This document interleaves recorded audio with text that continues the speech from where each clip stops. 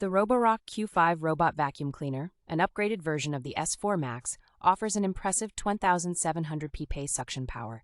making it a reliable tool for deep cleaning, particularly effective for pet hair, dust, and finer dirt on floors or carpets. One of its advanced features is the convenient app control, which allows users to control all aspects of the vacuum, set cleaning schedules, adjust suction power, create no-go zones, and view the vacuuming route from anywhere with internet. It employs PreciSense LiDAR for precision mapping, capable of creating accurate maps and saving up to 4 maps, and even allows users to view their home in 3D and virtually recreate their home with furniture and floor materials.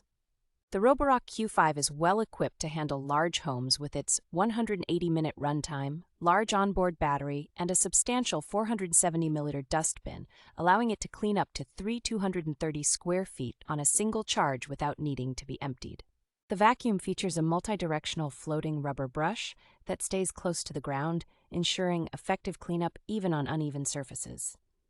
Additionally, the Roborock Q5 supports user-friendly voice control through Amazon Alexa, Google Home, and Siri shortcuts, making it a convenient choice for users who prefer voice commands or do not always have their phone at hand.